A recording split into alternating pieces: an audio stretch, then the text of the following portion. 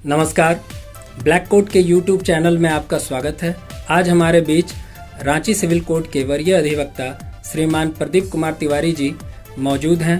उनसे हम विभिन्न चीज़ों में जानेंगे और उनसे प्रश्नोत्तर करेंगे कि सफल अधिवक्ता के लिए क्या क्या आवश्यक गुण होंगे और इनसे हम जानेंगे। तो प्रदीप सर, आपका हमारे चैनल में स्वागत है। धन्यवाद सत्या जी आपको कि आपने हमें आमंत्रित किया अपने चैनल पर और हमसे कुछ जानने की जिज्ञासा आप प्रस्तुत कर रहे हैं। मैं पूरी कोशिश करूंगा कि आपकी जो जिज्ञासा है उसको मैं शांत कर सकूं और आपके प्रश्नों का संतोषजनक जवाब दे सकूं। सर्वप्रथम वकालत में आने के लिए हमें अगर कोई व्यक्ति वकील बनना चाहता है तो उसे वकालत के पेशे में आने के लिए क्या करना होगा सर? सबसे पहले सत्या जी, किसी भी पेशा में सफल होने के लिए उस पेशा के प्रति समर्पण आवश्यक है।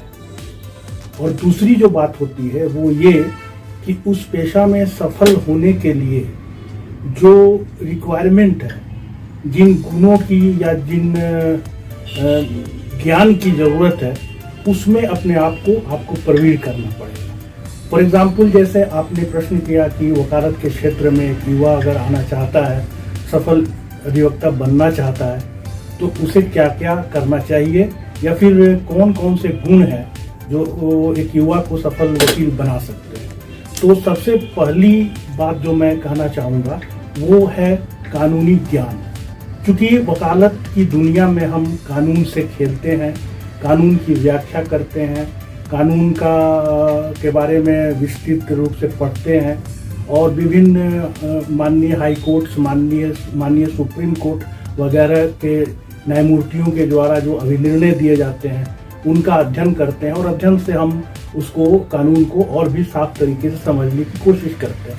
तो पहला जो एक युवा अधिवक्ता में गुण होना चाहिए सफल वकील होने के लिए, वो है कि ज्ञान के प्रति पिपासा। कानून से संबंधित ज्ञान हम किन किन स्रोतों से हासिल कर सके, इसके लिए उसको लगातार प्रयास करना होगा। और स्रोत के बारे में जो मैं कर रहा हूँ, मेरा आशय यह है कि आपको कुछ ओरिजिनल बुक्स कानून के पढ़ने होंगे और जो पत्रिकाएं आती हैं जिनमें अभिनिर्णय छापे जाते हैं, जैसे ईस्टर्न इंडिया क्रिमिनल केसेस और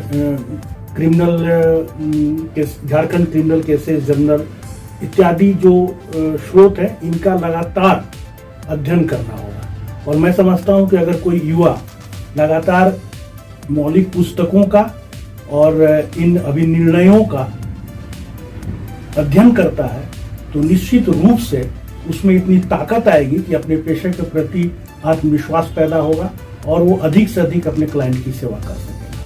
हम लोग सर से जानेंगे कि केस की तैयारी करते समय, न्यायालय में प्रस्तुति करते समय किन किन बातों का ध्यान रखना चाहिए, जैसे किस प्रकार वो तैयारी करके जाएं, न्यायालय में किस प्रकार किन बिंदुओं पर चर्चा करें, इनके बारे में सर से जानेंगे। सबसे महत्वपूर्ण गुण है वो ये है अपने को अभिव्यक्त करने के बारे में सोचना है। अभिव्यक्त करने के बारे से मेरा मतलब है, आशय है कि आपकी भाषा सशक्त होनी चाहिए। आप अंग्रेजी बोलें अथवा हिंदी बोलें, लेकिन आपकी भाषा सशक्त होनी चाहिए और बोलने के क्रम में, चाहे आप बहस कर रहे हो, जीरा कर रहे हो, इत्यादि इत्यादि, जो भी आप प्रस्तुति दे रहे हो, कोर्ट में जो भी सबमिशंस कर रहे हो, उसमें भाषागत त्रुटि से बचने की कोशिश करनी चाहिए और भाषा में स्पष्टता होनी चाहिए। आप अंग्रेजी बोल रहे हैं, हिंदी बोल रहे हैं, यह ज़्यादा मायने नहीं रखता है। मायने ये रखता है किस भाषा में आप अपने आप को व्यक्त कर सकते हैं, सामने जो बैठे न्यायमूर्ति हैं या न्यायाधीश महोदय हैं उनको आप समझा सकते हैं।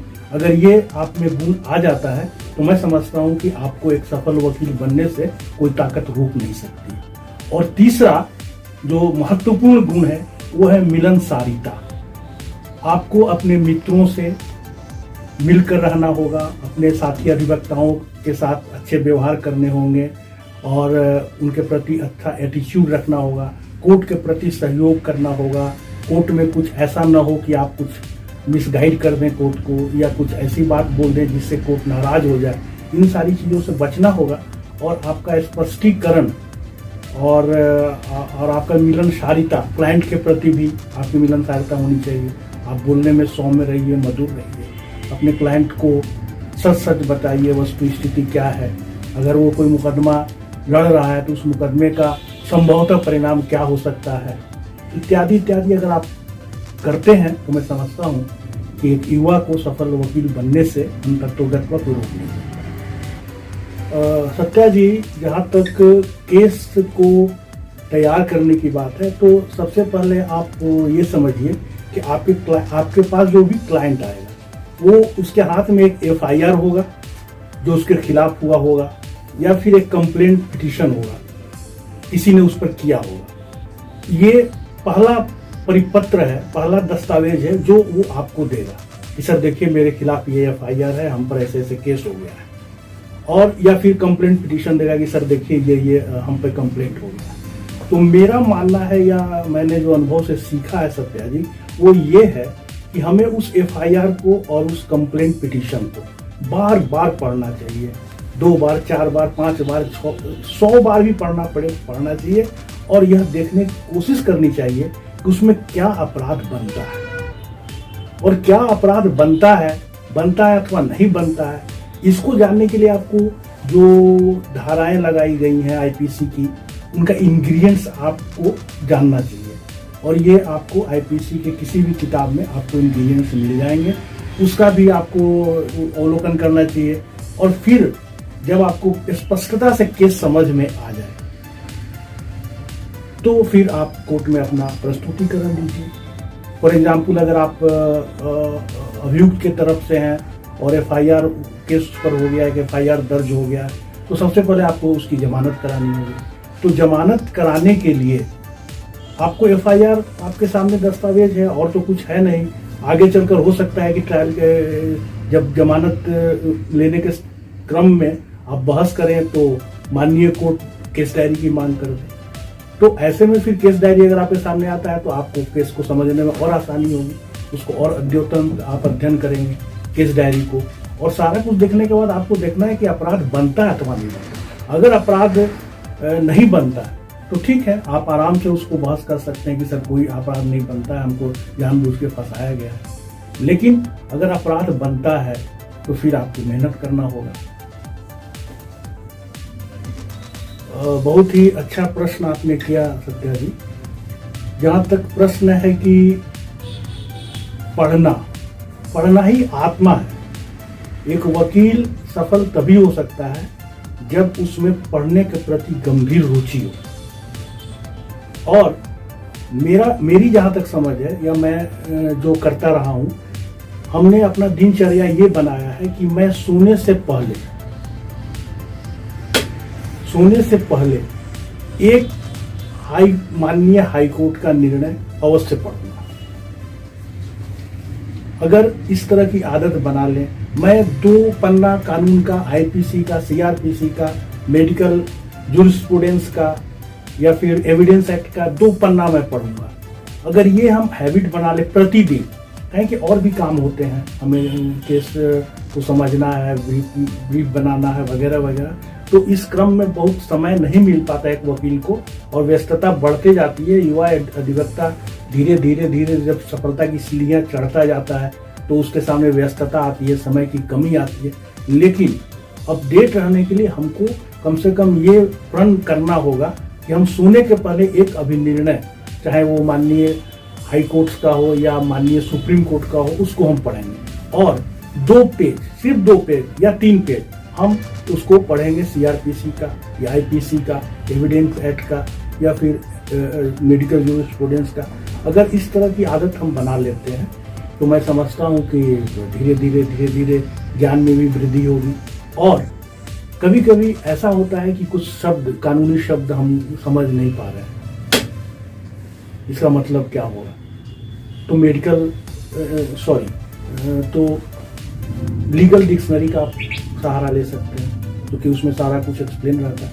अगर फिर भी आपको कुछ दिक्कत हो रही है तो अपने सीनियर के पास जाइए और उनसे कहिए कि सर आपकी सहायता चाहिए और ये मैं नहीं समझ रहा हूँ। और मैं समझता हूँ कि आपको सीनियर को बहुत खुशी होगी कि भाई हमारे युवा अधिवक्ता हमसे कुछ जानना चाहते हैं, और मैं समझता हूँ कि निश्चित रूप से वो आपको बताएंगे।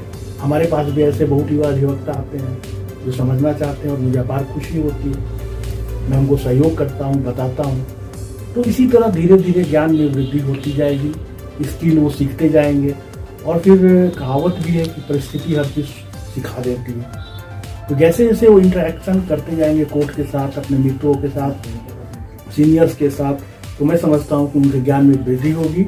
और जो व्यवहारिक ज्ञान चाहिए कि न्यायालय के समक्ष उनको कैसे प्रस्तुत होना है, डेकोरम क्या है, कैसे उनको अपनी बातों को प्रस्तुत करना है, ये अपने सीनियर्स से वो सीख सकते हैं। अगर कोई बहुत ही अच्छे सीनियर बहस कर रहे हों किसी कोर्ट में, उनको पता चले, तो अवश्य युवा अधिवक्ताओं को वहाँ जाना चाहिए और उस सीनियर महोदय का बहस को सुनना चाहिए, उनके जीरा को सुनना चाहिए कि वो कैसे प्रश्न करते हैं, वो कैसे बहस करते हैं, कैसे अपने आप को अभिव्यक्त करते हैं। मैं समझता हूँ अगर इस तरह से युवा सजग रहे तो वो एक दिन सफल हो जाए।